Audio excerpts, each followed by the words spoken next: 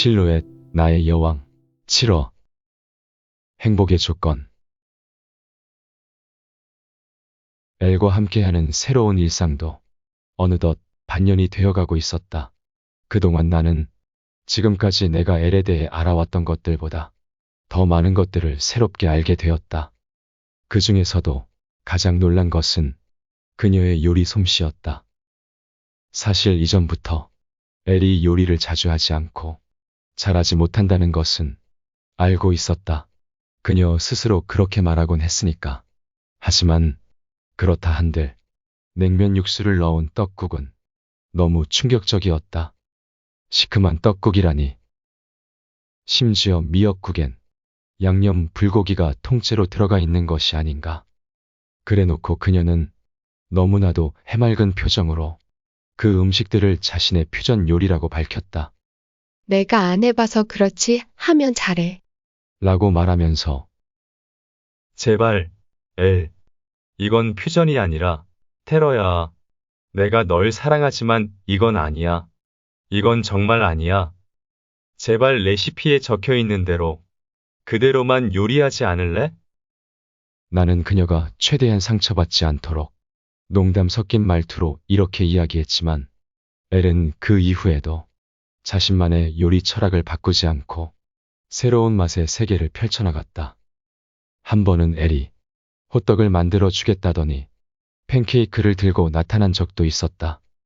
호떡 만든다고 하지 않았어? 팬케이크 한다고 했던가? 무슨 소리야, 레오. 이거 호떡이야. 어? 이게 호떡이라고? 안에 꿀이 없는데. 응. 내가 하다 보니까 반죽에 고명을 섞어버렸어. 어차피 중간에 고명 있는 거나 이거나 내용물은 같으니까 이것도 호떡 맞잖아. 그치? 어. 이쯤 되면 신이 애를 만들 때 음식 센스를 깜빡하신 게 분명했다. 그렇게 부엌은 자연스럽게 내 차지가 되었다.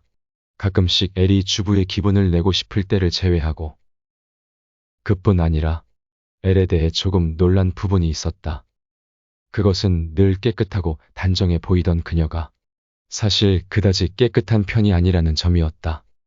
10. 그녀는 자신이 아름답고 예쁘게 보여지는 것에는 열중했지만 그 외에는 그다지 관심이 없는 편이었다. 청소 스타일도 마찬가지였다. 꽤 깔끔하게 정리되어 보이지만 그녀의 손길이 닿는 곳은 보여지는 곳, 딱 거기까지였다. 잘 보이지 않는 곳은 아예 손을 대지 않았다. 솔직히 이러한 청소 스타일은 나와 너무나도 맞지 않았다. 나는 때때로 집안 곳곳에 짐들이 쌓이긴 하지만 주기적으로 모든 것들을 끄집어내어 하나하나 재정리하며 보이지 않는 곳까지 대청소를 하는 스타일이었기 때문이었다. 물론 어떤 것이 맞다고 할 수 없다는 것을 알고 있다. 그저 라이프 스타일의 차이라는 것을. 하지만 이렇듯 청소 스타일은 물론 옷 정리 방법, 세탁 세제 양, 화장실 사용법까지 어쩌면 이렇게 하나같이 다를 수 있는지. 예전에는 문제시되지 않은 그 다름이 매 순간 부딪히는 것이었다. 이렇듯 나는 그녀와 생활을 함께하며 우리가 정말 많이 다르다는 것을 매일 하나씩 배워갔다. 그렇다 해도 나는 서로의 스타일을 존중하며 맞춰가며 산다면 크게 문제될 건 없을 거라는 그 어떤 믿음이 있었다. 다른 누구도 아닌 내가 사랑하는 엘이었으니까. 하지만 그것은 퍽이나 이상주의적인 생각에 지나지 않았다. 엘은 내가 그녀의 스타일을 존중하려 하는 만큼 나의 스타일을 존중하려 하지 않았던 것이다.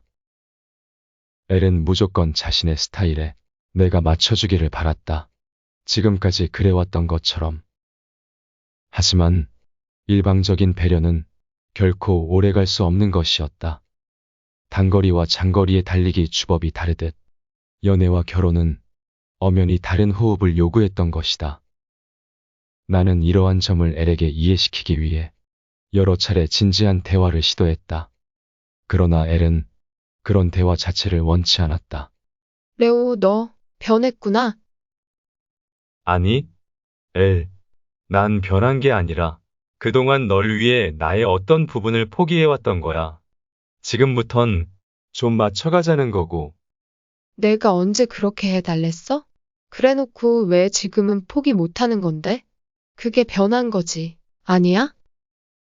나는 계속해서 대화를 통해 이 문제를 풀어보려 했었지만 매번 실패했다.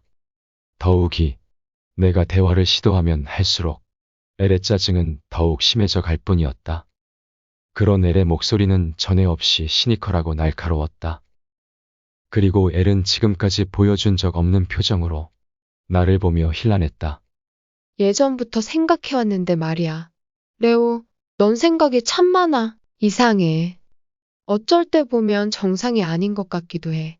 좀 정상적으로 생각할 순 없니? 정상적이라.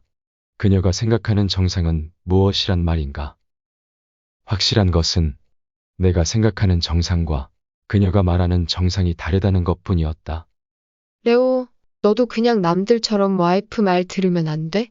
와이프 말 들으면 없던 복도 생긴다잖아. 왜 스스로 복 나갈 짓을 하고 그래? 이런 대화가 수차례 반복되자 나는 몹시 혼란스러워졌다. 진짜 내가 잘못하고 있는 건 아닐까? 그냥 엘의 말대로, 엘이 하자는 대로만 하면 아무 문제 없는 것을 내가 문제를 키우는 게 아닐까? 그렇게 나도 모르게 나의 생각에 대한 그 어떤 의심들이 싹트기 시작했던 것이다. 결국 나는 집안의 평화를 위해 엘이 원하는 대로 하기로 결심했다. 엘이 하자는 대로, 원하는 대로. 그것이 최선이라는 생각이 들었기 때문이었다. 그런데 이상한 일이었다. 엘과 더 이상 다투고 싶지 않아서 되도록 그녀가 원하는 대로 하고 있는데 어째서 엘의 투정은 줄어들지 않는 것일까? 아니, 엘의 투정은 오히려 점점 늘어나고 있었다. 도무지 알 수 없는 일이었다. 나는 내가 배려하면 우리가 행복해질 수 있을 거라 생각했다. 그리고 이렇듯 내가 배려하면 언젠가 그녀도 나를 조금은 배려해 주리라 생각했다. 하지만 현실은 그렇지 않았다. 언제부턴가 엘은 나의 부족한 부분만을 집요하게 이야기하기 시작했다. 그리고 그것은 내가 바꿀 수 있는 부분들부터 내가 어쩔 수 없는 부분들까지 그 영역이 차츰 넓어졌다. 이를테면 내가 가진 재산, 생김새, 잠버릇 같은. 또한 어느새 내 방은 내 것이지만 내 것이 아닌 것들로 채워져 있었다. 양말 하나, 속옷 하나까지 엘의 손길이 닿지 않은 것은 없었다. 장롱 깊숙이 넣어두었던 나의 빈티지 수제 가죽 지갑과 감색 후드티는 언제 사라졌는지 모르게 사라지고 없었다. 왜? 도대체 왜? 이 정도였으면 이전보다 더 행복해야 하는 것 아닌가? 그런데 어째서 왜 더 불행하다고 느껴지는 거지? 왜? 도대체 왜? 물론 매 순간이 불행하다고 느끼는 것은 아니었다. 차라리 그녀와 함께하는 모든 순간이 불행했다면 이렇듯 혼란스럽지는 않았으리라. 엘이 정말 나를 사랑하고 있구나. 느낄 수 있는 수많은 순간들. 이럴 땐 예전과 다름없었다. 너무나도 좋았다. 그녀는 내가 오래도록 사랑해온 엘이었으니까. 하늘이 준 나의 운명인 엘이었으니까.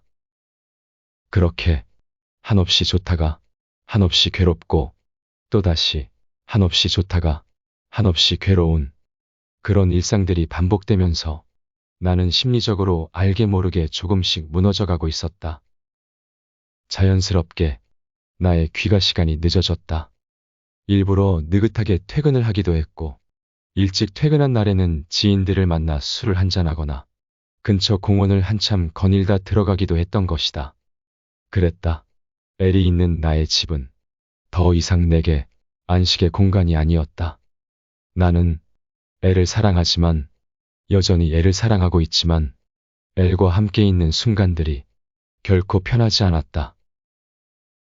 그날도 나는 집에 들어가기에 앞서 공원을 거닐었다. 그러다 인공호수가 훤히 보이는 공원 벤치에 자리를 잡았다. 그 벤치는 이 공원에서 가장 좋은 뷰를 볼 수 있는 최고의 명당 자리였다. 모두가 행복해 보이는 공원의 풍경이 눈 한가득 담겼다. 몇몇 연인들의 모습이 보였고, 개를 끌고 산책 나온 청년의 모습도 보였다. 나는 그 자체로 힐링이 되는 느낌을 받을 수 있었다. 뭔가 충전이 되는 느낌이랄까. 그런 나의 흥을 깨어버린 것은 빌어먹을 스팸 문자였다. 내가 그 스팸 문자를 지우려던 찰나 스마트폰의 알람창에 어떤 메시지가 떠올랐다. L의 SNS가 업로드되었다는 알람창이었다. 나는 천천히 그 알람창을 눌렀다. L의 SNS는 사랑과 행복으로 넘쳐나고 있었다. 행복한 신혼생활 중 오늘도 우리 신랑이 맛있는 밥 해줌. 신랑 너무너무 사랑해. 빨리 와. 레오, 오늘은 뭐 해줄 거야? 나 밖에 모르는 레오. 으흑, 나도 모르게 옅은 신음이 흘러나왔다. 무언가 잘못되고 있었다. 아니, 무언가 잘못되었다. 그런데 그 무엇이 잘못되었는지 나는 도무지 알 수 없었다.